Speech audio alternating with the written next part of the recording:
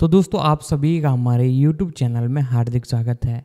आज की इस वीडियो में हम इस आर्गिल नाम की इस मूवी के बारे में बात करने जा रहे हैं, जिसे पहले कई कंट्रीज़ में रिलीज़ कर दिया गया था और इसी के बाद इसे इंडिया में लॉन्च किया गया है।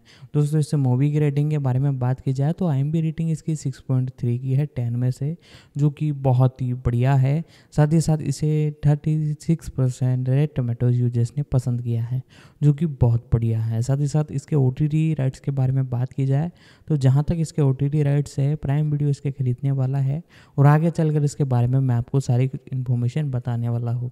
तो आप हमारे इस चैनल पर नए हो तो चैनल को सब्सक्राइब कर लीजिएगा, बेल आइकन दबाकर इसे ऑल पर सेट कर ले। अब इसके बारे में जानना चालू करते हैं। अर्गिल 2024 की एक जासूसी एक्शन कॉमेडी फिल्म है जो मैथ्यू वॉन द्वारा निर्देशित और निर्मित है और जेसन फुच द्वारा लिखित है। फिल्म में कलाकारों की टोली है जिसमें Henry Cavill, Bryce Dallas Howard, Sam Rockwell, Bryan Cranston, Catherine O'Hara, Dua Lipa, Ariana डेबोस, John Cena और सैमुअल एल जैक्सन शामिल हैं।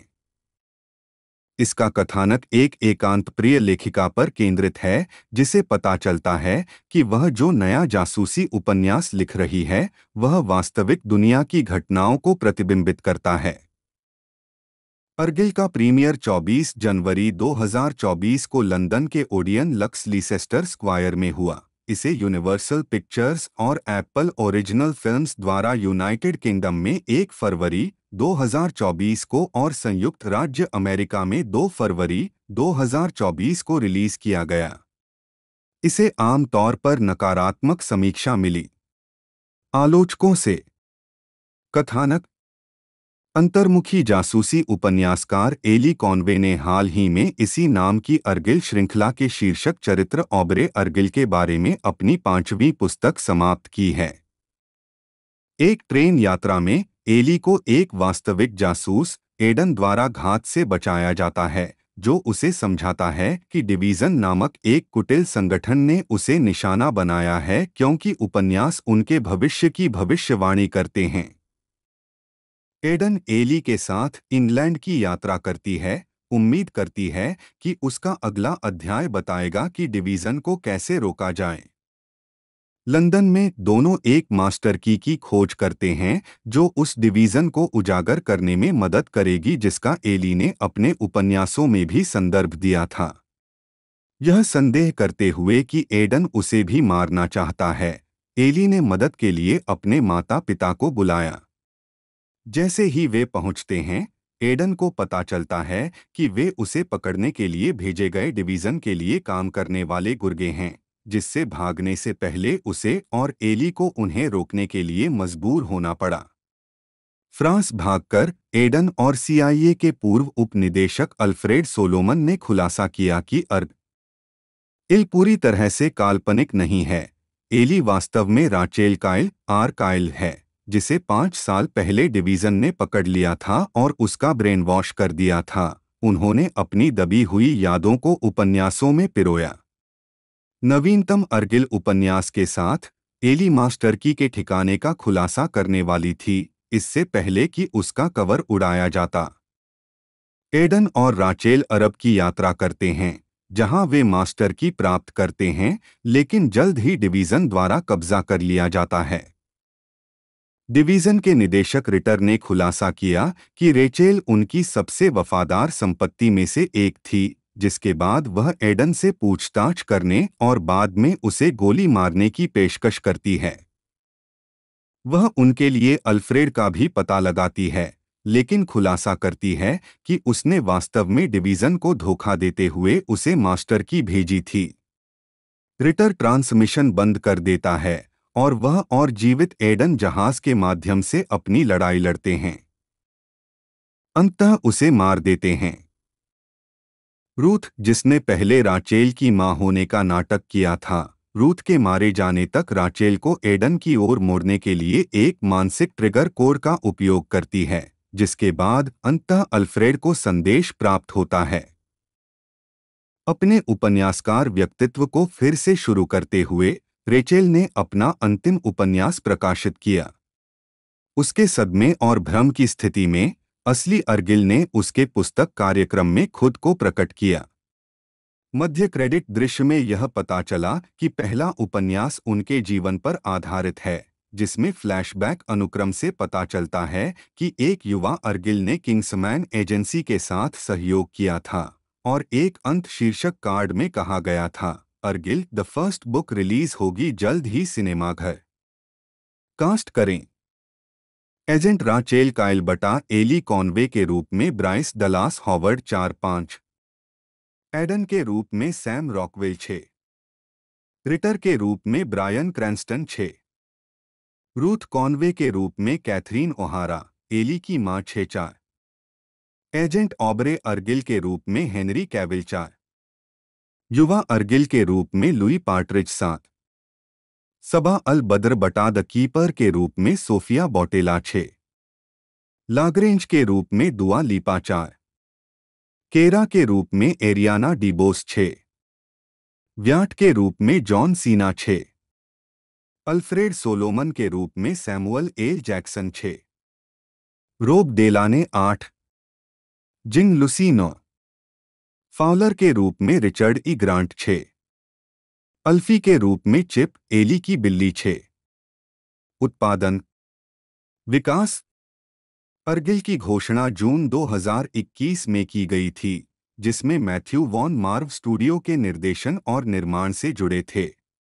10 अगले महीनों में कलाकारों की टुकड़ी की घोषणा की गई और यह बताया गया कि पटकथा जेसन फुट्स द्वारा लिखी गई थी।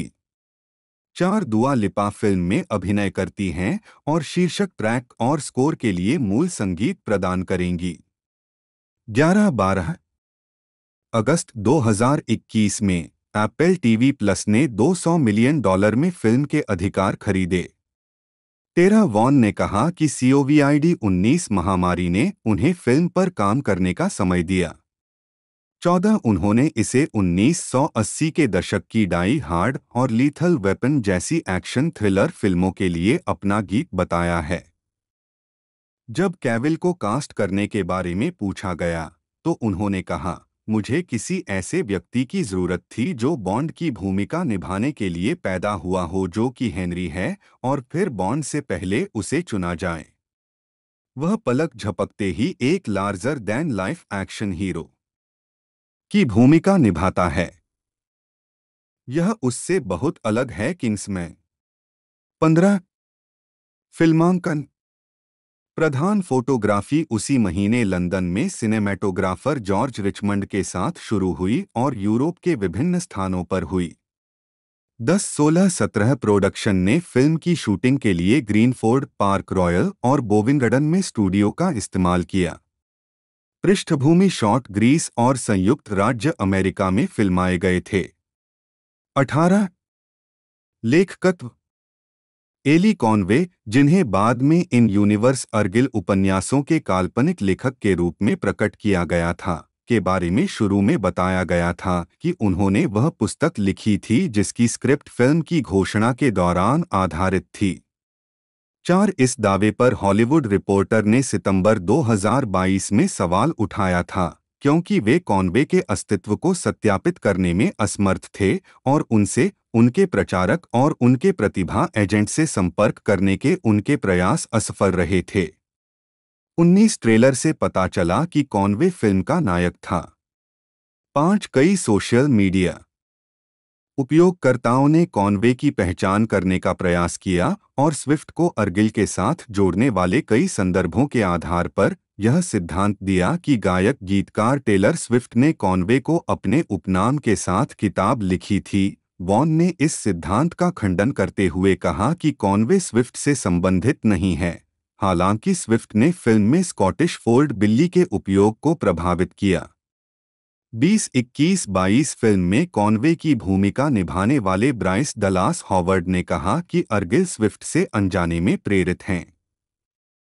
23 रिलीज। अर्गिल का प्रीमियर 24 जनवरी 2024 को लंदन के ओडियन लक्स लीसेस्टर स्क्वायर में हुआ।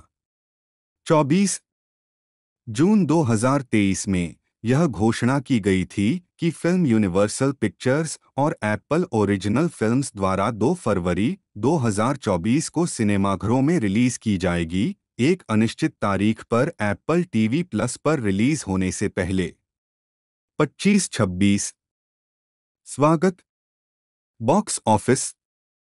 संयुक्त राज्य अमेरिका और कनाडा में अर्गिल को अपने शुरुआती सप्ताहांत में $15.20 मिलियन की कमाई करने का अनुमान है। दो वैरायटी ने नोट किया कि पारंपरिक स्टूडियो रिलीज के लिए फिल्म को बराबर स्तर पर पहुंचने के लिए दुनिया भर में लगभग $500 मिलियन की कमाई करने की आवश्यकता होगी। 3। आलोचनात्मक स्वागत। समीक्षा एग्रीगेटर वेबसाइट रॉटन टोमाटोज पर 120 आलोचकों में से 37% समीक्षाएं सकारात्मक हैं, जिनकी औसत रेटिंग 5/10 है। वेबसाइट की सर्वसम्मति में लिखा है, आर्गिल को जासूसी थ्रिलर पर अपने मूर्खतापूर्ण ऊर्जावान स्पिन से कुछ लाभ मिलता है, लेकिन अंततः एक जटिल कथानक और लंबे समय तक चलने वाले समय के कारण इसका स्वागत खराब हो जाता है। 27 मेटाक्रिटिक, जो एक भारित औसत का उपयोग करता है, ने 44 आलोचकों के आधार पर फिल्म को 100 में से 37 का स्कोर दिया, जो आमतौर पर प्रतिकूल समीक्षाओं को दर्शाता है। 28। भविष्य। अगली कड़ी। जुलाई 2021 में यह घोषणा की गई कि अर्गिल का इरादा फिल्मों की एक त्रयी के रूप में काम करने का था। 4 मार्च 2022 में यह पुष्टि की गई कि पहली फिल्म के बाद एक फिल्म त्रयी को पूरा करने के लिए 2 सीक्वल बनाए जाएंगे। 29 अक्टूबर 2023 में वॉन ने अतिरिक्त फिल्में बनाने की योजना की पुष्टि की, जबकि बताया कि दूसरी फिल्म पहला अर्गिल उपन्यास के रूप में प्रीक्वल होगी। 30 अर्गिल के जासूस बनने की उत्पत्ति की खोज, जबकि तीसरी फिल्म अतिरिक्त किश्तों के बाद आएगी। 31 फिल्म की रिलीज पर इसका मध्य क्रेडिट दृश्य। यह किंग्समैन द्वारा भर्ती किए जा रहे एक युवा अर्गिल लुई पार्ट्रिज द्वारा चित्रित को प्रदर्शित करने के बाद स्क्रीन पर एक नोट प्रदर्शित करता है, जिसमें कहा गया है कि आर्गिल द फर्स्ट बुक जल्द ही स्क्रीन पर आएगी। 32। साझा ब्रह्मांड। अक्टूबर 2023 में मैथ्यू वॉन ने अपने मार्व स्टूडियो के माध्यम से एक बड़ा जासूसी थीम वाला ब्रह्मांड बनाने की अपनी योजना की घोषणा की, जिसमें वह ब्रह्मांड आपस में जुड़ा हुआ है और इसमें किंग्समैन फ्रैंचाइजी, आर्गीले फिल्में और एक अनाम तीसरी फ्रैंचाइजी शामिल है। उनका इरादा प्रत्येक श्रृंखला में आने वाली नई फिल्मों को भविष्य में एक क्रॉसओवर में परिणत करना था। 30। मैथ्यू वॉन यहाँ पुनर्निर्देश करता है। राजनीतिज्ञ के लिए मैथ्यू वॉन डेविस, प्रथम बैरन यीस्टविथ देखें। Matthew von. 2019 में वॉन। जन्म मैथ्यू एलार्ड रॉबर्ट वॉन। 7 मार्च 1971, उम्र 52। Paddington, London, England. व्यवसायों। फिल्म निर्देशक, फिल्म निर्माता, पटकथा लेखक। सक्रिय वर्ष 1996। वर्तमान जीवन साथी क्लाउडिया शिफर, एम 2002। बच्चे 3। मैथ्यू एलार्ड डी वेरे ड्रमंड, जन्म मैथ्यू एलार्ड रॉबर्ट वॉन, 7 मार्च 1971, जिन्हें पेशेवर रूप से मैथ्यू वॉन के नाम से जाना जाता है, एक अंग्रेजी फिल्म निर्माता हैं। उन्होंने Lock, Stock and Two Smoking Barrels 1998 और स्नैच 2000 सहित फिल्मों का निर्माण किया है, और Layer Cake 2004, Stardust 2007, Kick Ass 2010, X Men First Class का निर्देशन किया है। 2011 और अर्गिल 2024। वॉन ने किंग्समैन कॉमिक बुक श्रृंखला और परिणामी फ्रेंचाइजी का सह निर्माण भी किया, Kingsman the Secret Service 2014, Kingsman the Golden Circle 2017 और द किंग्समैन 2021 फिल्मों का निर्देशन, निर्माण और सह लेखन किया। प्रारंभिक जीवन। वॉन का जन्म पैडिंगटन, लंदन, इंग्लैंड में हुआ था। 2 मार्च 2002 तक उन्होंने सोचा था कि वह अपनी मां कैथी सीटन, मृत्यु 20 जुलाई 2013, और अमेरिकी अभिनेता रॉबर्ट वॉन के बीच के रिश्ते की संतान हैं। 1980 के दशक में एक पितृत्व जांच 3 से पता चला कि रॉबर्ट वॉन उनके पिता नहीं थे, लेकिन सीटन ने वॉन को कभी भी अन्यथा नहीं बताया था। अपनी मां से उनके वास्तविक पितृत्व के बारे में पूछने पर उन्होंने बताया कि उनके पिता जॉर्ज अल्बर्ट हार्लेडे वेरे ड्रमंड थे, 4-5 एक अंग्रेजी बैंकर। वॉन के जीवन की शुरुआत में पितृत्व जांच से पहले रॉबर्ट वॉन ने बच्चे का उपनाम वॉन रखने के लिए कहा था, और यह आज भी वॉन के पेशेवर नाम के रूप में जारी है। हालांकि अब वह अपने व्यक्तिगत जीवन में डे वेरे ड्रमंड का उपयोग करते हैं। 4 इसे बदलकर मई 2002 में डीड पोल 6 वॉन की शिक्षा लंदन के ससेक्स हाउस स्कूल और फिर बकिंघम के स्टोव स्कूल में हुई। स्टोव और विश्वविद्यालय के बीच 1 वर्ष का अंतराल लेते हुए उन्होंने हार्ड रॉक कैफे दौरे पर दुनिया भर की यात्रा की। लॉस एंजल्स पहुंचने के बाद उन्होंने एक फिल्म निर्देशक के सहायक के रूप में काम करना शुरू किया। बाद में वह लंदन लौट आए और यूनिवर्सिटी कॉलेज लंदन में मानव विज्ञान और प्राचीन इतिहास का अध्ययन किया। कुछ हफ्तों के बाद वह बाहर चला गया। कैरियर 25 साल की उम्र में वॉन ने एक कम बजट की थ्रिलर द इनोसेंट स्लीप 1996 का निर्माण किया, जिसमें एनाबेला साइकोरा और माइकल गैम्बोन ने अभिनय किया था। साथ उन्होंने करीबी दोस्त गाय रिची की फिल्म लॉक, स्टॉक और टू स्मोकिंग बैरल्स में निर्माता के रूप में काम करना जारी रखा। यह फिल्म आलोचनात्मक, लोकप्रिय और वित्तीय रूप से सफल रही, जिससे वॉन और रिची प्रत्येक को 9 पाउंड मिलियन की कमाई हुई। वॉन ने बाद में reaches snatch and swept away का निर्माण किया। वॉन ने 2004 में लेयर केक के साथ अपने निर्देशन की शुरुआत की। फिल्म को खूब सराहा गया और इसकी सफलता के कारण वॉन को एक्स-मैन द लास्ट स्टैंड 2006 का निर्देशन करने के लिए चुना गया, लेकिन फिल्म शुरू होने से केवल 2 सप्ताह पहले ही उन्होंने फिल्म छोड़ दी। इसके बाद उन्होंने कहा कि फिल्म बहुत अच्छी थी क्योंकि इसे बनाने में उन्हें सीमित समय लगा था। 8 लेकिन वह फिल्म के ब्रेट रैटनर के निर्देशन के आलोचक थे। 9 अपने अगले प्रोजेक्ट के लिए उन्होंने स्टारडस्ट का सह-लेखन और निर्देशन किया। इसके बाद 2010 में मार्क मिलर की किक एस का फिल्म रूपांतरण किया। वॉन ने एक्स-मैन फिल्म की प्रीक्वल त्रयी में पहली फिल्म का निर्देशन और सह-लेखन किया। ब्रह्मांड शीर्षक एक्स-मैन फर्स्ट क्लास 2011। 10 वॉन को अगली कड़ी X Men days of future past 2014 के निर्देशक के रूप में श्रृंखला में लौटने के लिए साइन किया गया था, लेकिन ब्रायन सिंगर के पक्ष में बाहर हो गए, जिन्होंने मूल त्रयी एक्स में पहली 2 फिल्मों का निर्देशन किया था, मेन और एक्स-2 एक्स-मैन यूनाइटेड। वॉन पटकथा का सह लेखन करके फिल्म से जुड़े रहे।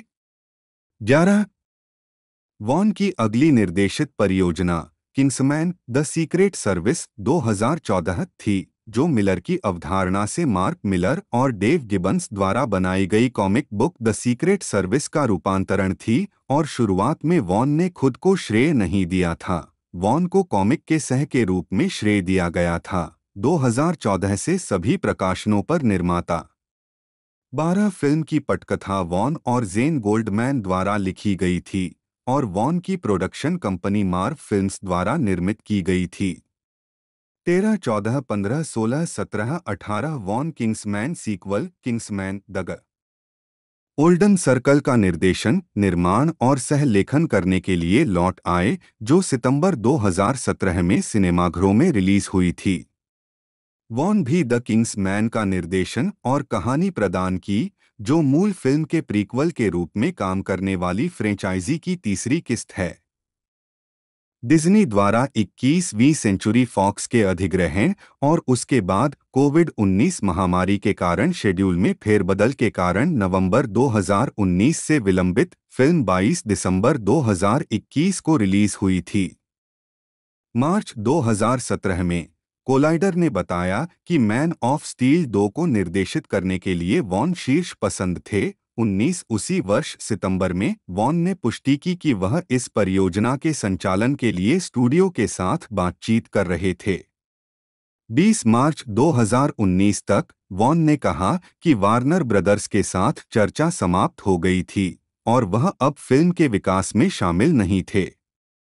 21 वॉन ने 2021 में जासूसी फिल्म अर्गिल पर काम करना शुरू किया, जो जेसन फुक्स द्वारा लिखी गई एक मूल कहानी है और इसमें Henry Cavill, Sam Rockwell, Bryce Dallas Howard, Samuel L Jackson, Bryan Cranston और जॉन सीना सहित कलाकारों की टोली ने अभिनय किया है।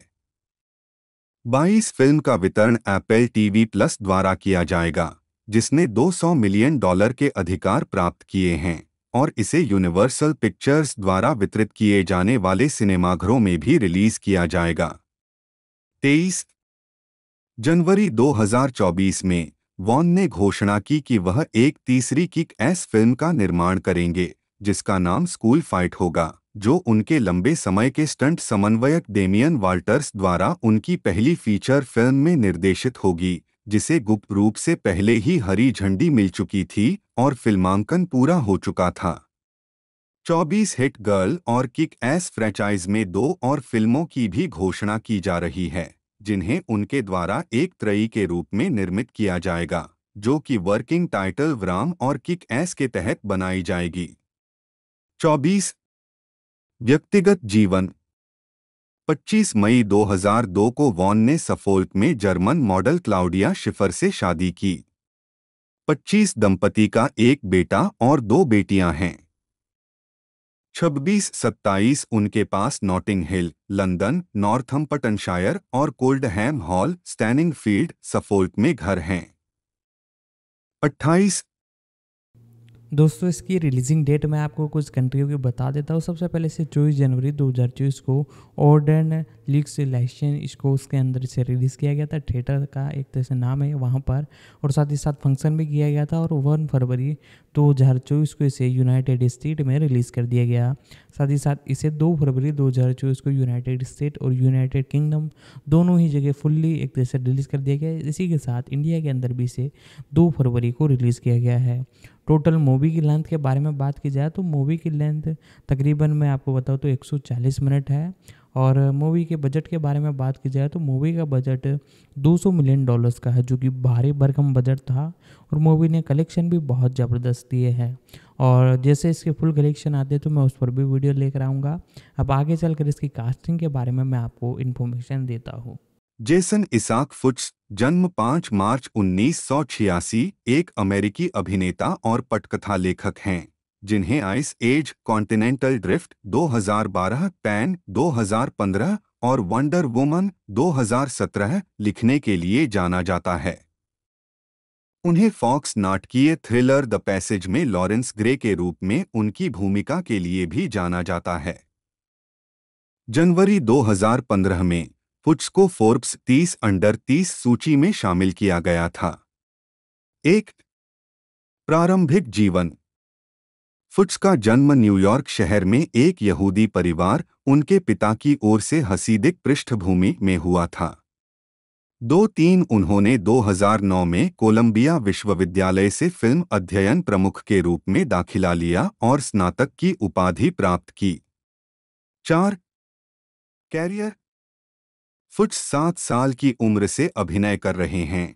उन्होंने सैम वाटरस्टन के साथ इलिनोइस में अबे लिंकन नाटक में लिंकन सेंटर में अपनी शुरुआत की। फुक्स ने Cosby, the Sopranos, the Beat, Law and Order, Criminal Intent, Law and Order, Special Victims Unit, Ed और ऑल माई चिल्ड्रन में भी अतिथि भूमिका निभाई है। उनकी पहली फीचर फिल्म भूमिका 1996 की फिल्म फ्लिपर में मार्विन के रूप में थी, जिसमें एलिजा वुड उनकी सह कलाकार थीं। 1998 में वह 2 फिल्मों लुइस एंड फ्रैंक और जेन ऑस्टेन की माफिया में दिखाई दिए। फुक्स ने 2003 की फिल्म द हिब्रू हैमर में एडम गोल्डबर्ग के सह कलाकार के रूप में भी अभिनय किया। 2004 में फुक्स ने विंटर सोलस्टाइस में भूमिका निभाई। फुट्स ने 2006 की लघु फिल्म पिच का लेखन, निर्माण और अभिनय किया, जिसका प्रीमियर 2006 के कांस फिल्म फेस्टिवल में हुआ। वह अगली बार होली रोलर्स में दिखाई दिए, जो 90 के दशक के उत्तरार्ध की वास्तविक घटनाओं से प्रेरित फिल्म थी, जब हसीदिक यहूदियों को यूरोप से संयुक्त राज्य अमेरिका में परमानंद की तस्करी के लिए खच्चरों के रूप में भर्ती किया गया था। उन्होंने जेसी इसेनबर्ग और एरी ग्रेनोर के साथ जस्टिन बार्था के भाई की भूमिका निभाई। 2012 में फुट्स की मूल TV film musical rags Nickelodeon पर प्रसारित की गई थी। फिल्म, जिसे फुट्स ने बिली वुडरफ के निर्देशन में हिलेरी गैलानॉय और एलिजाबेथ हैकेट के साथ मिलकर लिखा था, के पामर और मैक्स श्नाइडर द्वारा अभिनीत सिंड्रेला कहानी पर एक संशोधनवादी प्रस्तुति थी। 5 फिल्म को 3.5 मिलियन लाइव दर्शक मिले। 6 उस वर्ष बाद में फुट्स ने animated sequel Ice Age Continental Drift के साथ अपनी फीचर पटकथा लेखन की शुरुआत की। आलोचकों से आम तौर पर मिली-जुली समीक्षा मिलने के बावजूद 7 फिल्म ने बॉक्स ऑफिस पर $877 मिलियन की कमाई की, जिससे यह 2012 की 5वीं सबसे ज्यादा कमाई करने वाली फिल्म बन गई। 8 और उस समय तक अंतर्राष्ट्रीय स्तर पर सबसे ज्यादा कमाई करने वाली एनिमेटेड फिल्म बन गई। 9 उनकी स्क्रिप्ट पैन को हॉलीवुड की 2013 ब्लैक लिस्ट में सूचीबद्ध किया गया था। 10 और उस पर 2015 में एक फिल्म बनाई गई थी, जो आलोचनात्मक और बॉक्स ऑफिस पर असफल रही थी। 11 फुट्स ने जैक स्नाइडर और एलन हेनबर्ग के साथ 2017 की फिल्म वंडर वुमन का सह-लेखन किया। 1-2-2016 में वार्नर ब्रदर्स ने लोबो फीचर फिल्म 13 और वीडियो गेम माइनक्राफ्ट के फिल्म रूपांतरण की पटकथा लिखने के लिए फुट्स को काम पर रखा। 14 फुट्स ने अगस्त 2018 में माइनक्राफ्ट फिल्म की स्क्रिप्ट पर काम करना बंद कर दिया। 15 2019 में फुट्स को फॉक्स श्रृंखला द पैसेज में लॉरेंस ग्रे के रूप में एक प्रमुख आवर्ती भूमिका में चित्रित किया गया था। 16 नवंबर 2022 में यह घोषणा की गई थी कि फुट्स वेलकम टू डेरी के श्रोताओं में से एक था, जो हॉरर फिल्मों इट एंड इट चैप्टर 2 की आगामी प्रीक्वल श्रृंखला थी। 17 पुरस्कार और नामांकन। 2018 वंडर वुमन के लिए सर्वश्रेष्ठ रूपांतरित पटकथा के लिए सैटेलाइट अवार्ड नामांकित। 2018 वंडर वुमन के लिए सर्वश्रेष्ठ रूपांतरित पटकथा के लिए यूएससी स्क्रिप्टर अवार्ड नामांकित।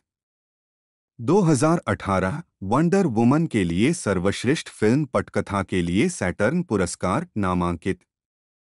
2018 सर्वश्रेष्ठ नाटकीय प्रस्तुति के लिए ह्यूगो पुरस्कार वंडर वुमन के लिए लॉन्ग फॉर्म जीता। 2019/2020 इट चैप्टर 2 के लिए सर्वश्रेष्ठ हॉरर फिल्म का सैटर्न अवार्ड नामांकित। फिल्मोग्राफी। फिल्म वर्ष शीर्षक भूमिका टिप्पणियां। 1996 मछली का पंख मार्विन। 1998 लुई और Frank Louis junior. Mafia Vincenzo. 2000 डरावना घर यूरी। 2003 हिब्रू हथौड़ा किशोर हसीदिक लड़का। 2004 शीतकालीन ऐनांत बीओबी। 2006 आवाज का उतार चढ़ाव जेसन लघु फिल्म। 2010 पवित्र रोलर्स लियोन जिम्मरमैन। 2010 जुगनू और दुल्हन बव्वा। 2016 लाला भूमि कार्लो। 2019 यह अध्याय 2 रिची के प्रबंधक।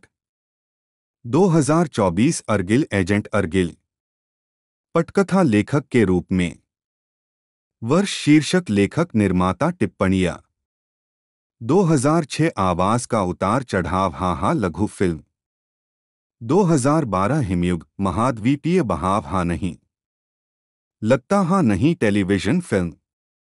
2015 कड़ाही हाँ नहीं। 2017 अद्भुत महिला कहानी नहीं। 2018 मैं अब भी तुम्हें देखता हूँ हाँ कार्यकारिणी। 2024 अर्गिल हाहा। जेसन ने इट चैप्टर 2 में सह निर्माता के रूप में भी काम किया। टेलीविजन वर्ष शीर्षक भूमिका टिप्पणियां 1998 कॉस्बी डेविड 2000 दा सोप्रानोस जूनियर सोंटेग एपिसोड कमांडटोरी अत्यंत थका हुआ जोशुआ मेयरविट्स 2002 कानून एवं व्यवस्था आपराधिक इरादारिकी फेल्डमैन कानून एवं व्यवस्था विशेष पीड़ित इकाई निक रैडसन 2003 फिल्मोर जॉनी नेवादा आवाज इडी वेस्ली स्टाउट 2005 मेरे सभी बच्चे युवा रयान 2 एपिसोड 2019 मार्ग Lawrence grey 6 episode video game वर्ष शीर्षक भूमिका 2004 रेड डेड रिवॉल्वर बिली कॉगर बटा जोडी बटा यंग रेड हार्लो 2006 धमकानाबो 2008 चौथा grand theft auto liberty city की भीड़ ब्राइस डलास हॉवर्ड जन्म 2 मार्च 1981 एक अमेरिकी अभिनेत्री और निर्देशक हैं। हॉवर्ड का जन्म फिल्म निर्माता रॉन हॉवर्ड के घर हुआ था और उन्होंने New York university टिश school of arts में पढ़ाई की। 2002 में ब्रॉडवे पर भूमिकाएं लेने के लिए छोड़ दिया, लेकिन 2020 में स्नातक की उपाधि प्राप्त की। 2003 में एज यू लाइक इट के निर्माण में रोजालिंड का किरदार निभाते हुए हॉवर्ड ने सबका ध्यान आकर्षित किया। निर्देशक एम नाइट श्यामलन, जिन्होंने उन्हें थ्रिलर द विलेज 2004 में एक अंधी लड़की के रूप में कास्ट किया। बाद में उन्हें श्यामलन की फंतासी film Lady in the Water 2006 में नायड की मुख्य भूमिका मिली। केनेथ ब्रानग की एज यू लाइक इट 2006 में हॉवर्ड के प्रदर्शन ने उन्हें गोल्डन ग्लोब पुरस्कार नामांकन दिलाया और बाद में वह सैम राइमी की super hero film spider man 3 2007 में ग्वेन स्टेसी के रूप में दिखाई दी। वह एक्शन फिल्म टर्मिनेटर साल्वेशन 2009 में केट कॉनर के रूप में और फंतासी film the Twilight Saga Eclipse 2010 में विक्टोरिया के रूप में दिखाई दी। कॉमेडी ड्रामा 50/50 2011 में एक फेयर वेदर प्रेमिका के रूप में और पीरियड ड्रामा द हेल्प 2011 में एक नस्लवादी सोशलाइट के रूप में उनकी भूमिकाओं ने उन्हें बढ़ी हुई पहचान दिलाई। हावर्ड सबसे अधिक कमाई करने वाली जुरासिक वर्ल्ड त्रयी 2015-2022 में क्लेयर डेयरिंग के रूप में अभिनय करके एक स्टार बनकर उभरे। उन्होंने साहसिक फिल्म पीट्स ड्रैगन 2016 में एक वन रेंजर की भूमिका भी निभाई। शीला ड्वाइट एल्टन जॉन की मां बायोपिक रॉकेटमैन 2019 में और टेल्स ऑफ द जेडी 2022 के एक एपिसोड में येडल को आवाज दी। हॉवर्ड ने डॉक्यूमेंट्री डैड्स 2019 और Disney plus space western series the Mandalorian 2019 वर्तमान और the Book of Boba Fett 2022 के एपिसोड का निर्देशन किया। उन्होंने अभिनेता सेठ गैबेल से शादी की है, जिनसे उनके 2 बच्चे हैं। प्रारंभिक जीवन और शिक्षा। ब्राइस डलास हॉवर्ड का जन्म 2 मार्च 1981 को लॉस एंजल्स, कैलिफोर्निया में हुआ था। एक लेखक चेरिल हॉवर्ड नी एले 2 और अभिनेता निर्देशक रॉन हॉवर्ड के घर। उसकी 2 छोटी बहनें हैं, जुड़वा जॉकलिन और पेज, और एक छोटा भाई जिसका नाम रीड है। 3 अपने पिता के माध्यम से ब्रायस अभिनेता रेंस हॉवर्ड और जीन स्पीगल हॉवर्ड की पोती हैं। साथ ही अभिनेता क्लिंट हॉवर्ड की भतीजी भी हैं। उनके गॉडफादर अभिनेता हेनरी विंकलर हैं। 4 जिन्होंने 1970-1980 के दशक की अमेरिकी कॉमेडी टेलीविजन श्रृंखला हैप्पी डेज में अप ने पिता के साथ सह अभिनय किया था। 5 हॉवर्ड का पालन पोषण वेस्टचेस्टर काउंटी, न्यूयॉर्क और ग्रीनविच, कनेक्टिकट के एक फार्म में हुआ। 6 हॉवर्ड और उसके भाई बहनों का पालन पोषण शो व्यवसाय की दुनिया से दूर हुआ था। उनके माता पिता ने उन्हें टेलीविजन तक पहुंच की अनुमति नहीं दी और इसके बजाय बाहरी गतिविधियों और शौक को प्रोत्साहित किया। 7 साल की उम्र में उन्हें अपने पिता की फिल्मों में अतिरिक्त भूमिका निभाने की अनुमति मिल गई। एंडी कोहेन के साथ वॉच व्हाट हैपन्स लाइव पर 2017 की उपस्थिति में उन्होंने कहा कि वह और उनके भाई बहन कई मौकों पर पारिवारिक मित्र टॉम क्रूज द्वारा बेबीसैट किए गए थे। 7 हॉवर्ड ने नटाली पोर्टमैन के साथ न्यूयॉर्क के एक प्रदर्शन कला शिविर स्टेजडोर मैनर में एक अभिनेता के रूप में प्रशिक्षण शुरू किया। 3 हॉवर्ड ने 1996 तक ग्रीनविच कंट्री डे स्कूल में पढ़ाई की। 8, 9 और 1999 में बायरम हिल्स हाई स्कूल से स्नातक की उपाधि प्राप्त की। 10 जिसके बाद उन्होंने न्यूयॉर्क यूनिवर्सिटी NYU के टिश स्कूल में 3 साल तक अध्ययन किया। कला Stella Adler studio of acting experimental theatre wing और एम्स्टर्डम में इंटरनेशनल थिएटर वर्कशॉप में कक्षाएं ले रहे हैं। 11 अपनी स्कूली शिक्षा के दौरान हॉवर्ड ने Broadway bound musical A Tale of Two Cities की कॉन्सेप्ट रिकॉर्डिंग में भाग लिया। 12 उन्होंने अपनी डिग्री पूरी किए बिना भूमिकाएं निभाने के लिए NYU से छुट्टी ले ली। 13 लगभग 20 साल बाद वह NYU लौट आई और 2020 में अपनी डिग्री पूरी की। 14 हॉवर्ड शिकागो में स्टेपेनवुल्फ थिएटर कंपनी के स्कूल और न्यूयॉर्क शहर में द एक्टर्स सेंटर के पूर्व छात्र भी हैं। 11 न्यूयॉर्क में अपने समय के दौरान हॉवर्ड थिएटर मितु की सदस्य भी थीं, जो एक कंपनी थी जो न्यूयॉर्क थिएटर वर्कशॉप में निवास करती थी, जो नाटकीय रूपों की खोज के लिए जानी जाती है। 11-15 कैरियर 2002-2006 प्रारंभिक भूमिकाएं और फिल्म सफलता।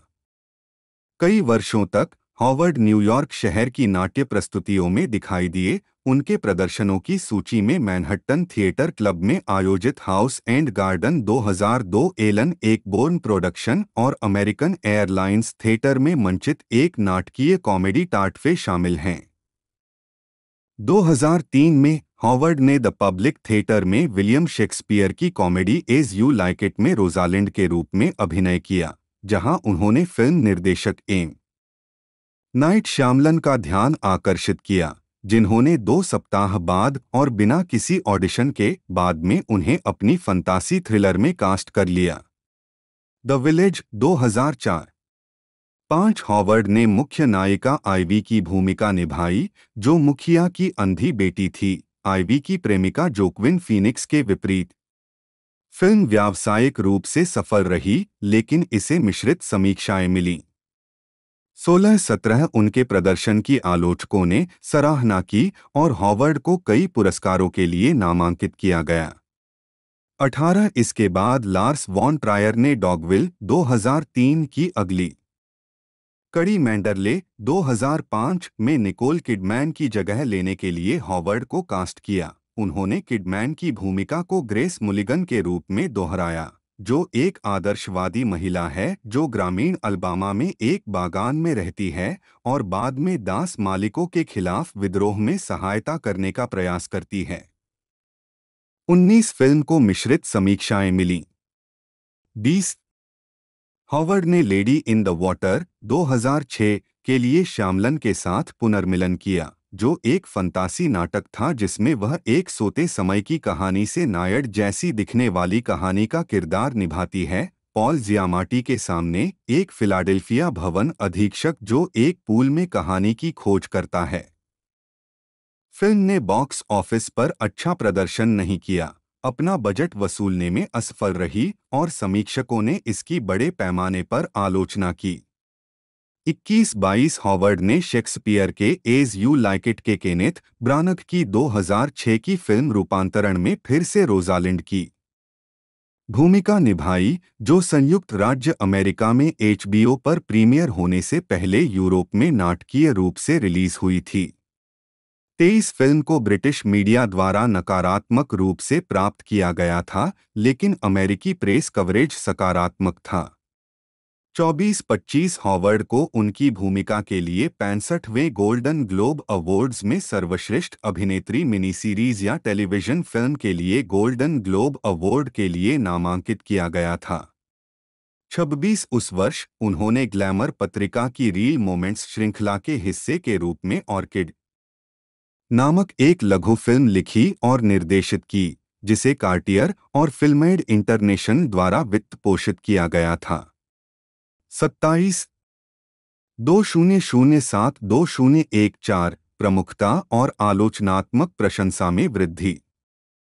2007 में स्पाइडर-मैन 3 के प्रीमियर पर हावर्ड 2007 में हॉवर्ड ने स्पाइडर-मैन 3 में ग्वेन स्टेसी की भूमिका निभाते हुए अपनी पहली ब्लॉकबस्टर फिल्म में अभिनय किया।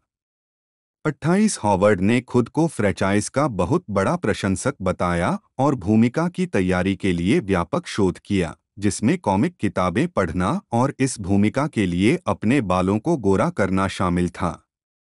29-30 हॉवर्ड ने फिल्मांकन के दौरान अपने कई स्टंट स्वयं किए, इस बात से अनजान कि वह कुछ महीनों की गर्भावस्था में थी।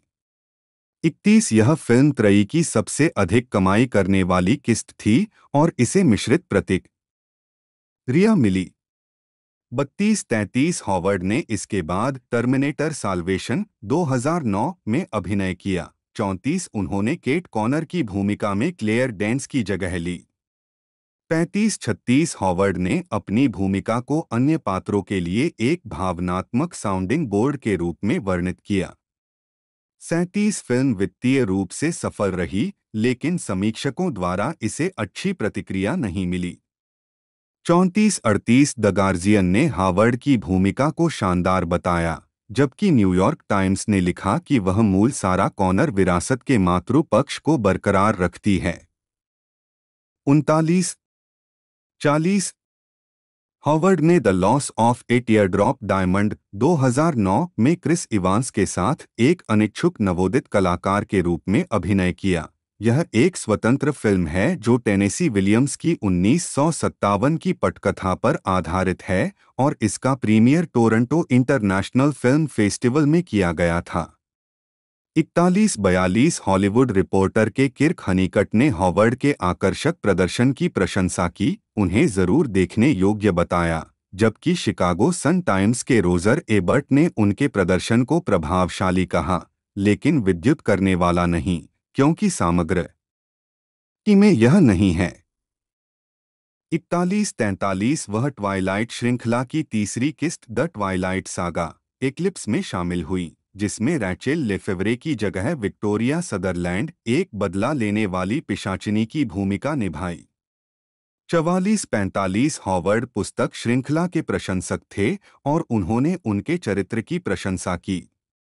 42 फिल्म बॉक्स ऑफिस पर हिट रही। 46 और इसे मिश्रित समीक्षाएं मिली। 47 हालांकि हॉवर्ड के प्रदर्शन को आलोचकों की प्रशंसा मिली, हनीकट ने उनकी कामुक बिल्ली के समान चालाकी का प्रतीक के रूप में सराहना की।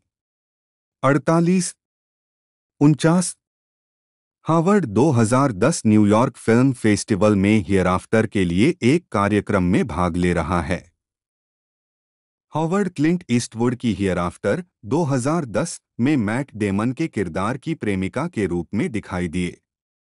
50-51 एम्पायर ने उनके किरदार को ट्विंकली कहा और कहा कि हॉवर्ड और डेमन के बेहतरीन काम ने फिल्म को ऊपर उठाया। 52 हियरआफ्टर एक व्यावसायिक हिट थी, लेकिन आलोचकों ने इसे मिश्रित प्रतिक्रिया दी। 1953 जनवरी 2011 में हॉवर्ड डिजाइनर केट स्पेड के पहले सेलिब्रिटी एम्बेसडर बने। 54 वह टेड टेलर की 2011 में कैथरीन स्टॉकेट के उपन्यास द हेल्प के फिल्म रूपांतरण में दिखाई दी, जिसमें उन्होंने एक नस्लवादी सोशलाइट हिली होलब्रुक की भूमिका निभाई, जो 1963 में जैक्सन, मिसिसिपी में जूनियर लीग चैप्टर का नेतृत्व करती है। यह फिल्म आलोचनात्मक और व्यावसायिक रूप से सफल रही। 55-56 मियामी हेराल्ड ने उनकी भूमिका को मोटे तौर पर हास्य खलनायक के रूप में वर्णित किया, जबकि न्यूयॉर्क टाइम्स ने धन्यवाद भूमिका में ऊर्जावान होने के लिए हॉवर्ड की प्रशंसा की। 57-58 हॉवर्ड को एमटीवी मूवी अवार्ड और एनएसीपी इमेज अवार्ड सहित कई पुरस्कारों के लिए नामांकित किया गया। बाकी कलाकारों के साथ क्रिटिक्स चॉइस अवार्ड और स्क्रीन एक्टर्स गिल्ड अवार्ड जीता। 59 हेनरी विलियम डालग्लिश कैविल बटाके AEVL बटाके AVL जन्म 5 मई 1983 एक ब्रिटिश अभिनेता हैं। उन्हें शोटाइम के द ट्यूडर्स 2007-2010 में चार्ल्स ब्रैंडन के किरदार डीसी एक्सटेंडेड यूनिवर्स 2013-2023 में डीसी कॉमिक्स के चरित्र सुपरमैन नेटफ्लिक्स फंतासी श्रृंखला द विचर 2019-2023 में गेराल्ट ऑफ रिविया के किरदार के लिए जाना जाता है और नेटफ्लिक्स फिल्म एनोला होम्स 2020 और इसके 2022 सीक्वल में शर्लक होम्स। कैविल ने अपने करियर की शुरुआत फिल्म रूपांतरण the count of Monte Cristo 2002 और आई कैप्चर द कैसल 2003 में भूमिकाओं के साथ की। उन्होंने कई टेलीविजन श्रृंखलाओं में सहायक भूमिकाएं निभाईं, जिनमें बीबीसी की दी इंस्पेक्टर लिनली मिस्ट्रीज 2002 और आईटीवी की मिडसमर मर्डर्स 2003 शामिल हैं और बाद में ट्रिस्टन एंड इसोल्डे 2006, स्टारडस्ट 2007 और अन्य फिल्मों में दिखाई दिए। अमर 2011 सुपरमैन के रूप में अपनी अंतर्राष्ट्रीय सफलता के बाद एक उन्होंने जासूसी फिल्मों द मैन फ्रॉम अंकल 2015 और मिश न इम्पॉसिबल फॉलआउट 2018 में अभिनय किया। प्रारंभिक जीवन कैविल का जन्म 5 मई 1983 को चैनल द्वीप समूह में जर्सी के सेंट हेलियर में एक रोमन कैथोलिक परिवार में 5 लड़कों में से चौथे लड़के के रूप में हुआ था। 2 उनकी जर्सी में जन्मी मां मैरियन डेलग्लिश स्कॉटिश, अंग्रेजी और आयरिश मूल की हैं और एक बैंक में सचिव के रूप में काम करती थीं। 3 उनके पिता कॉलिन कैविल का जन्म चेस्टर, इंग्लैंड में हुआ था और वह एक पूर्व स्टॉक ब्रोकर हैं। 3-4 स्टोव बकिंघमशायर में स्टोव स्कूल में दाखिला लेने से पहले उन्होंने जर्सी के सेंट सेवियर में सेंट माइकल प्रिपरेटरी स्कूल में शिक्षा प्राप्त की थी। 5 स्टोव में कैविल खेल और नाटक दोनों में सक्रिय थे।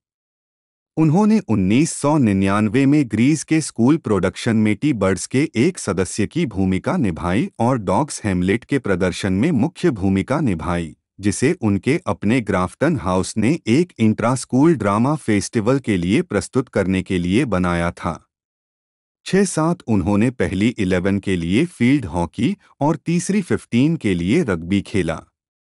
8 2000 में रग्बी खेलते समय 16 वर्षीय कैविल की मुलाकात अभिनेता रसेल क्रो से हुई, जो स्टोव में फिल्म प्रूफ ऑफ लाइफ की शूटिंग कर रहे थे।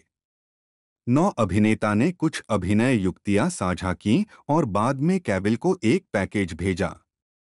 बाद में दोनों अभिनेताओं ने मैन ऑफ स्टील में एक साथ काम किया। 10-11 आजीविका कैविल ने अपने फिल्मी करियर की शुरुआत लागुना 2001 और केविन रेनॉल्ड्स के the count of Monte Cristo 2002 के रूपांतरण में एक भूमिका के साथ की। उन्होंने बीबीसी की the Inspector Lynley Mysteries 2002, television film Goodbye Mister Chips 2002 और टेलीविजन श्रृंखला मिडसमर मर्डर्स 2003 में अभिनय जारी रखा। 2003 में उन्होंने आई कैप्चर द कैसल में सहायक भूमिका निभाई। इसके बाद हेलराइजर हेलवर्ल्ड 2005, रेड राइडिंग हुड 2006 और ट्रिस्टन एंड इसोल्डे 2006 में अभिनय किया। मैथ्यू वॉन के स्टारड रूपांतरण 2007 में उनकी एक छोटी भूमिका थी। 12 कैविल 2009 ट्रिबेका फिल्म फेस्टिवल में जो भी काम करता है के प्रीमियर में भाग ले रहे हैं। 2007 से 2010 तक कैविल ने शोटाइम की टेलीविजन श्रृंखला द ट्यूडर्स में चार्ल्स ब्रैंडन सफोल्क के प्रथम ड्यूक के रूप में एक प्रमुख भूमिका निभाई थी। श्रृंखला को व्यावसायिक रूप से खूब सराहा गया और इसे 2007 में गोल्डन ग्लोब के लिए नामांकित किया गया और 2008 में एमी जीता। कैविल ने अपने करियर को बढ़ावा देने का श्रेय इस शो को दिया। यह मेरे लिए अब तक का सबसे अच्छा काम है। अब जबकि अमेरिका में कहीं न कहीं ऐसे दर्शक हैं जो जानते हैं कि मैं कौन हूं, द ट्यूडर्स के कारण मुझ में बिक्री की अधिक क्षमता है। 13 एंटरटेनमेंट वीकली ने उन्हें मोस्ट डैशिंग ड्यूक का नाम दिया और आकर्षण, गहराई और एक कातिलाना शरीर प्रदर्शित करने के लिए द ट्यूडर्स पर उनके काम की प्रशंसा की। 14 कैविल को मैकजी की 2004 की फिल्म सुपरमैन फ्लाईबाय में सुपरमैन की भूमिका निभाने के लिए निर्धारित किया गया था।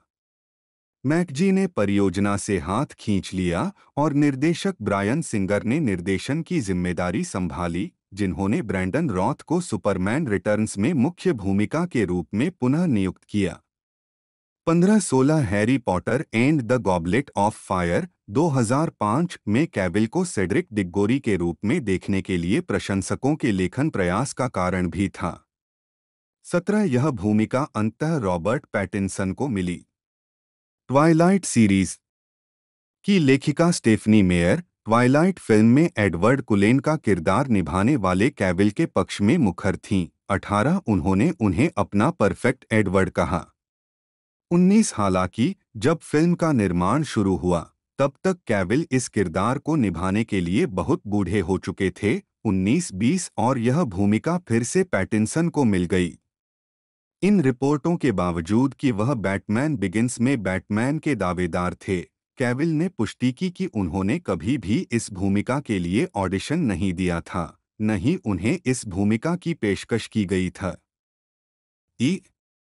15-21 2005 में कैसीनो रॉयल में जेम्स बॉन्ड की भूमिका के लिए कैविल अंतिम पसंद थे। 21 निर्माता और निर्देशक मार्टिन कैंपबेल उनके और डेनियल क्रेग के बीच उलझे हुए थे। कथित तौर पर कैंपबेल ने कैविल का समर्थन किया, लेकिन निर्माताओं ने एक पुराने बॉन्ड को प्राथमिकता दी और अंततः क्रेग को यह भूमिका मिली। 15-22 द ट्यूडर्स में दिखाई देने के दौरान कैविल ने निर्देशक जोएल शूमाकर की हॉरर फिल्म ब्लड क्रीक 2008 में अभिनय किया और वुडी एलेन की कॉमेडी फिल्म जो भी वर्क्स 2009 में सहायक भूमिका निभाई। 23 उन्होंने 11 नवंबर 2011 को रिलीज हुई तरसेम सिंह की पौराणिक फिल्म इमोर्टल्स में थेसियस की मुख्य भूमिका निभाई। 24 और 2012 में रिलीज हुई the cold light of day में ब्रूस विलिस के साथ अभिनय किया। 25-30 जनवरी 2011 को यह घोषणा की गई कि कैविल को निर्देशक जैक स्नाइडर की मैन ऑफ स्टील में क्लार्क केंट बटा सुपरमैन की भूमिका के लिए चुना गया है। 26 स्नाइडर ने कैविल को केप और एस शील्ड पहनने के लिए सही विकल्प कहा।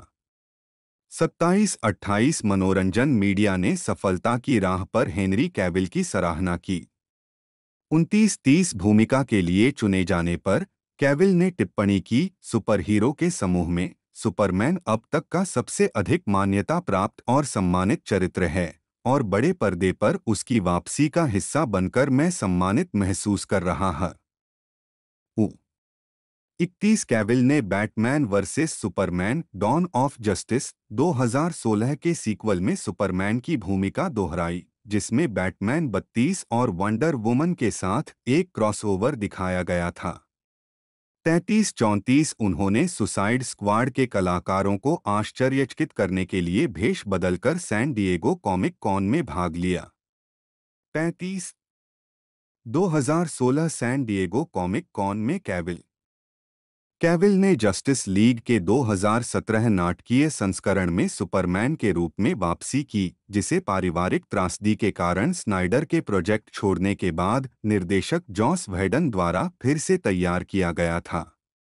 36 स्नाइडर कट देखने के लिए एक गहन प्रशंसक अभियान के बाद वह जैक स्नाइडर की जस्टिस लीग में फिर से दिखाई दिए, जिसका प्रीमियर मार्च 2021 में HBO मैक्स पर हुआ। 37 उनके प्रबंधक डेनी गार्सिया ने 2016 में कहा कि वह एक नई स्टैंडअलोन सुपरमैन फिल्म पर काम कर रहे थे। 38 निर्देशक मैथ्यू वॉन 39 और क्रिस्टोफर मैकक्वेरी 40 कथित तौर पर रुचि रखते थे। जस्टिस लीग की रिलीज के तुरंत बाद कैविल ने खुलासा किया कि वह एक और फिल्म में सुपरमैन की भूमिका निभाने के लिए अनुबंध पर थे। 41 2015 में उन्होंने गाय रिची द्वारा निर्देशित जासूसी श्रृंखला द मैन फ्रॉम अंकल के फिल्म संस्करण में आर्मी हैमर के साथ सह अभिनय किया। 42-43-44-2018 में कैविल ने एक्शन जासूसी film mission impossible fallout film श्रृंखला की छठी किस्त में अगस्त वॉकर के रूप में सह अभिनय किया। उस वर्ष बाद में उन्होंने मनोवैज्ञानिक थ्रिलर नाइट हंटर मूल रूप से नोमिस शीर्षक में अभिनय किया। 45 कैविल ने डेनियल क्रेग के भूमिका छोड़ने के बाद जेम्स बॉन्ड की भूमिका संभालने में रुचि व्यक्त की है। 46 2019 से 2023 तक कैविल ने हिट नेटफ्लिक्स फंतासी नाटक द विचर में रिविया के उत्परिवर्ती राक्षस शिकारी गेराल्ट को चित्रित किया, जो पोलिश लेखक आंद्रेज सप्कोव्स्की की इसी नाम की पुस्तक श्रृंखला का रूपांतरण था। 47-48-49 श्रृंखला का प्रीमियर 20 दिसंबर 2019 को हुआ 50 और इसका प्रारंभिक प्रीमियर 18 दिसंबर 2019 को वारसॉ में स्लुजेविएक रेसट्रैक पर हुआ। 1951 अक्टूबर 2022 के अंत में कैविल और नेटफ्लिक्स ने घोषणा की कि वह बाहर निकल जाएंगे। 2023 में रिलीज हुए तीसरे सीजन के बाद द विचर से और लियाम है सवर्थ द्वारा प्रतिस्थापित किया जाएगा।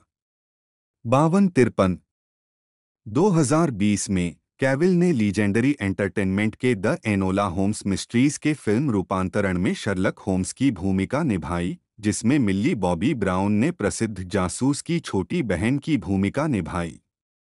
5-4-2022 में कैविल ने एनोला होम्स 2 में शर्लक के रूप में अपनी भूमिका दोहराई।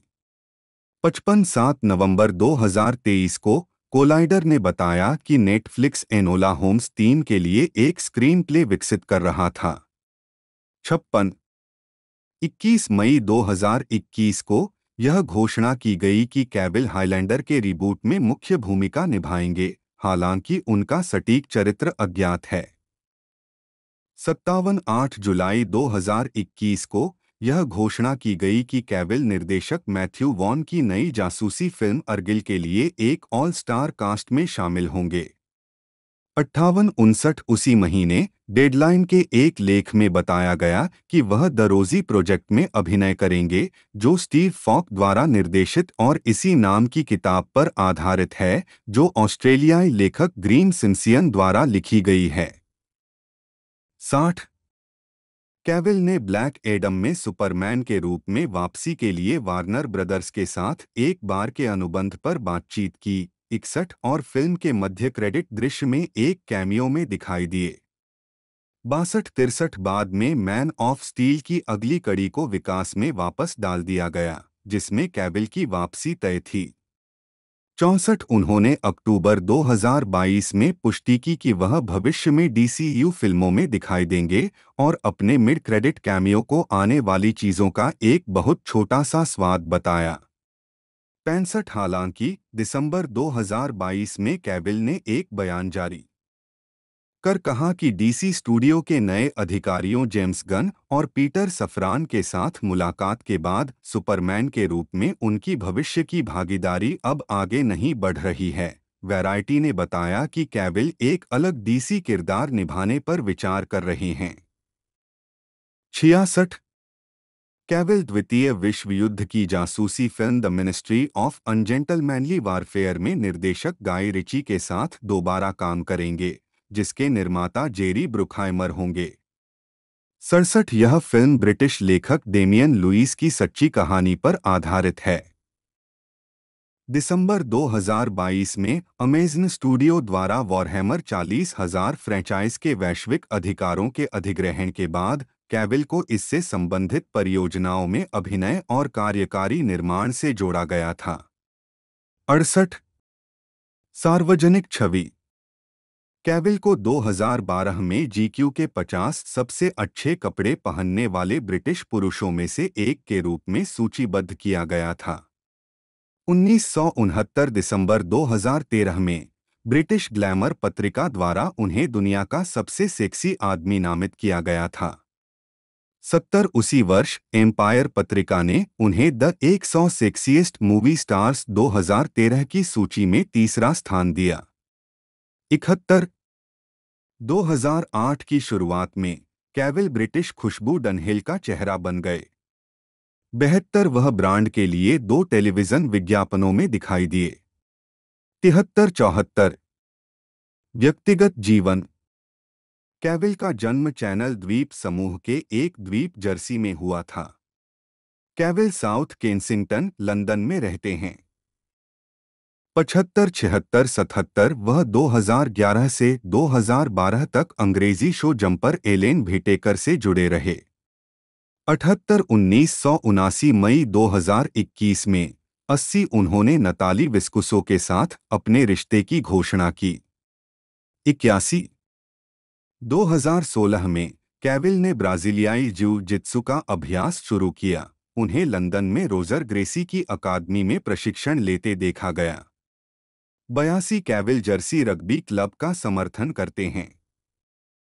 83 संयुक्त राज्य अमेरिका में रहते हुए कैविल ने अमेरिकी फुटबॉल देखना शुरू किया और नेशनल फुटबॉल लीग NFL के कैंसस सिटी चीफ्स के समर्थक बन गए। 84। वह बचपन से ही शौकीन गेमर रहे हैं। 85-86 एक समय पर जैक स्नाइडर का फोन गायब हो गया था, जिसमें उन्होंने बताया था कि उन्हें सुपरमैन की भूमिका मिली है क्योंकि वह वर्ल्ड ऑफ वॉरक्राफ्ट खेलने में बहुत व्यस्त थे। 87 वह कंसोल के बजाय PC गेमिंग को प्राथमिकता देता है। जब वह एक छोटा लड़का था तो उसके पिता ने उसे इससे परिचित कराया था। 88 और वह अपना खुद का गेमिंग कंप्यूटर बना रहा है और उसका रखरखाव कर रहा है। 89-90-91 उन्होंने गेराल्ट की भूमिका तलाशने के लिए प्रेरित होने का श्रेय शो के निर्माण से पहले द विचर वीडियो गेम श्रृंखला खेलने के अपने अनुभव को दिया। 85 उन्होंने रणनीति खेलों की टोटल वॉर श्रृंखला को भी अपने पसंदीदा खेलों में शामिल किया है। 92 और मई 2020 में यह घोषणा की गई थी कि कैविल और उनके विचर चरित्र गेराल्ट को श्रद्धांजलि देने वाला एक नया चरित्र टोटल वॉर में जोड़ा जाएगा। DLC के माध्यम से वॉरहैमर 2 कैविल होएथ के लोर मास्टर। 93 कैविल को गेम्स और फिक्शन की वॉरहैमर 40,000 श्रृंखला का भी आनंद मिलता है। उनका कहना है कि दशकों में उन्होंने जो विद्या विकसित की है वह वास्तव में उन्हें पर्याप्त नहीं मिल सकती। 94 कैविल ड्यूरेल वन्यजीव संरक्षण ट्रस्ट के प्रवक्ता हैं। 95 और द रॉयल मरीन चैरिटी के राजदूत हैं। 96 उन्होंने रॉयल मरीन 1664 चैलेंज के रनिंग चरण का शुभारंभ किया और जिब्राल्टर रॉक रन 2014 में भाग लिया। 97-98 फिल्मोग्राफी। चाबी उन फिल्मों को दर्शाता है जो अभी तक रिलीज नहीं हुई हैं। पतली परत। वर्ष शीर्षक भूमिका टिप्पणियां संदर्भ 2001 लगुना थॉमस एप्रिया 2002 प्रतिशोध अल्बर्ट मोंडेगो 2003 मैंने महल पर कब्जा कर लिया स्टीफन कोली 2005 हेलरेजर हेलवल्ड माइक 2006 ट्रिस्टन और इसोल्डे मेलोट रेड राइडिंग हुड शिकारी 2007 स्टारडस्ट हम्फ्री 2009 जो कुछ भी काम करता है रैंडी ली जेम्स रक्त क्रीक इवान मार्शल 2011 अनहरी थीजियस 2012 दिन की शीतल रोशनी विल्शॉ 2013 मैन ऑफ स्टील काल एल बटा क्लार्क केंट बटा सुपरमैन 2015 चाचा से आदमी नेपोलियन सोलो 2016 बैटमैन बनाम सुपरमैन डॉन ऑफ जस्टिस काल एल बटा क्लार्क केंट बटा सुपरमैन 2017 रेत का महल कैप्टन सिवर्सन न्याय लीग काल एल बटा क्लार्क केंट बटा सुपरमैन। 2018 मिशन असंभव नतीजा अगस्त वॉकर। रात का शिकारी marshal. 2020 Enola Holmes Sherlock Holmes. 2021 Jack Snyder की जस्टिस लीग काल एल बटा क्लार्क केंट बटा सुपरमैन। 2022 काला एडम बिना श्रेय वाला कैमियो क्रेडिट के बाद का दृश्य 62। Enola Holmes 2 Sherlock Holmes 99। 2023 दमक काल एल बटा क्लार्क केंट बटा Superman uncredited cameo in 100। 2024 Argylle agent Aubrey Argylle डाक उत्पादन 101। अनैतिक युद्ध मंत्रालय गस मार्च फिलिप्स डाक उत्पादन 102। टीबीए शीर्षक रहित गाय रिची एक्शन फिल्म टीबीए डाक उत्पादन 103। तो दोस्तों आज की इस वीडियो में हमने बात करी इस ज़बरदस्त मूवी के बारे में। आपको वीडियो अच्छी लगी हो तो वीडियो को लाइक कीजिएगा, चैनल पर नए हो तो चैनल को सब्सक्राइब कर लीजिएगा, बेल आइकन दबाकर इसे ऑल पर सेट कर ले। दोस्तों आज की इस वीडियो में इतना ही, मिलते हैं अगले वीडियो में।